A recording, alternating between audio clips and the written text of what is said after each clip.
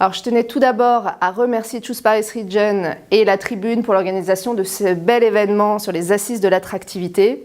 Alors, quel est le contexte en Île-de-France ? Nous vivons un coup d'arrêt terrible au dynamisme économique de notre région, car la situation est pire en Île-de-France qu'ailleurs à cause des conséquences du Covid-19 lors de la première vague et de la structuration également de l'écosystème francilien.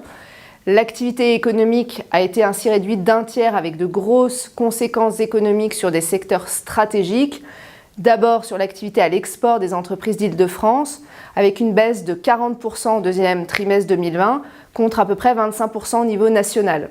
Ensuite sur l'activité touristique évidemment, francilienne, qui est fortement impactée, car elle est principalement marquée par le tourisme d'affaires et l'accueil d'une clientèle internationale. L'activité, comme vous savez, s'est stoppée net entre mars et mai 2020 et n'a pas connu de rattrapage cet été, contrairement à d'autres régions. Le résultat, c'est que c'est 14 millions de touristes en moins, un manque à gagner de 6,4 milliards pour le seul premier semestre, et il y a à peu près 700 salons et congrès qui ont été annulés depuis mars. Il y a aussi la situation dramatique des restaurants et des petits commerces de proximité qui ont connu une triple peine, les gilets jaunes, les grèves des transports, et maintenant la crise sanitaire du Covid-19. Dans ce contexte, nous sommes persuadés avec Valérie Pécresse que l'investissement étranger sera un levier vital pour la reprise. L'Île-de-France est la première région française d'implantation des groupes étrangers qui représentent un emploi salarié marchand sur 6 en Île-de-France selon l'INSEE. Les plans de relance vont être au cœur des arbitrages effectués par les dirigeants dans leur choix de localisation. Il y a une étude Ernst & Young sur le sujet qui montre que 80% des personnes interrogées estiment que la nature et l'envergure des plans de relance, ainsi que les trajectoires de sortie de crise, seront le premier facteur d'arbitrage pour la localisation de leurs investissements futurs. Et donc à ce titre, la région Île-de-France semble bien placée, car son plan de relance est le plus important après celui de l'État pour garantir la confiance des investisseurs. Nous avons en effet fait le choix d'un plan de relance économique, écologique et solidaire, exceptionnel d'un montant de 1,3 milliard, qui d'ici à la fin de cette année 2020 va être injecté à quasi-totalité dans l'économie francilienne. À ce jour, nous avons déjà aidé 400 000 entreprises depuis mars, ce qui représente à peu près 1 million d'emplois sauvegardés. C'est également 450 millions d'euros qui sont fléchés directement sur les dispositifs que nous avons mis en place pendant cette crise. Il y a eu le fonds de solidarité que vous connaissez tous, où on était la première région contributrice. Il y a eu le prêt rebond en lien avec la BPI, qui a été déployé pour 6 500 entreprises, et le fonds résilience. Le fonds résilience porté par la région, qui est le plus important de France, qui va être injecté à 100% lui aussi dans l'économie d'ici à la fin de l'année. On a aussi innové avec des dispositifs qui fonctionnent bien, comme la création d'une société d'économie mixte, investissement et territoire, pour investir dans le foncier industriel. Il y a aussi le chèque numérique qui a déjà bénéficié à plus de 1000 commerçants et restaurateurs. Alors nous allons poursuivre ces aides en 2021 avec une aide au loyer de 1 000 € pour les restaurateurs et les commerçants. Nous allons aussi continuer sur la relance et la relocalisation dans le prolongement de ce que nous avons, des 75 entreprises que nous avons aidées, et nous allons prolonger, si l'État nous y autorise, le fonds résilience. Mais la région, ce n'est pas que du développement économique pour les investisseurs internationaux.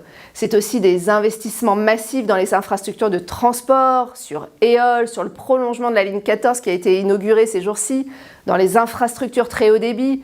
On aura couvert 100% du territoire d'ici à 2021, un peu plus tard pour la Seine-et-Marne en 2023. Ce sont aussi nos investissements dans les lycées internationaux, dans la formation et l'emploi, et aussi dans la recherche et l'enseignement supérieur. Nous avons ainsi l'ambition de devenir la première Smart Région d'Europe en développant une usine à services numériques via notre plateforme Smart Services pour les acteurs économiques. Par exemple, Smart Implantation pour faciliter l'identification de fonciers industriels. La crise que nous traversons, c'est aussi une opportunité d'accélérer la transformation de notre modèle économique et social que nous poussons depuis de nombreuses années avec Valérie Pécresse. Il y a aujourd'hui une réelle prise de conscience de tout le tissu économique sur l'importance de relocaliser une partie de ce que nous produisons, de numériser nos TPE-PME, d'accélérer la transition écologique. Et ces politiques que nous menions déjà avant la crise sont poussées et accélérées par cette prise de conscience collective, et je m'en réjouis. En dépit de sa force industrielle, la région Île-de-France, première région, je le rappelle, aéronautique et automobile en termes d'emploi en France, est très présente dans la santé et la chimie, a longtemps peiné à attirer des activités industrielles étrangères avec moins de 1% du marché européen en 2012-2016. avec comme problème principal le prix et la rareté du foncier. Donc dès 2017, ce que nous avons fait à la région, nous avons mis en place la stratégie Smart Industrie pour accompagner la modernisation de l'outil de production industrielle francilien et la mutation vers l'industrie du futur. Plus récemment, nous avons lancé des dispositifs PM Up Covid, l'appel à projet Relance Industrie, où 140 entreprises ont été soutenues au total pour près de 60 millions d'euros d'aide. Ça a permis de soutenir et de développer l'outil industriel francilien jusqu'à 800 000 euros par projet. Et donc, alors que PM Up Covid a permis de produire du matériel sanitaire de première nécessité en masse, on est à peu près à 130 millions de masques maintenant produits par mois en Île-de-France, PM Up Relance Industrie va permettre de relocaliser certaines activités en Île-de-France. Je pense à Chris Group, par exemple, à Bazainville dans les Yvelines, qui va relocaliser la fabrication de verres à forte valeur ajoutée qui étaient auparavant produits en Asie. Ou encore Anjou Intérieur qui relocalise sa production de ceintures et de harnais de sécurité pour l'industrie aéronautique qui était produit initialement en Roumanie et donc a reçu une aide de la région. Alors, nous soutenons également de grands programmes de R&D à fort enjeu environnemental, l'avion décarboné en soutenant Air France, le véhicule électrique en aidant Solvay à s'implanter en Île-de-France et nous allons continuer avec le lancement de nouveaux outils comme le PAC Relance qui visera à encourager et aider les entreprises franciliennes dans leur démarche de relocalisation et de diversification, en particulier sur des projets orientés vers une industrie plus verte.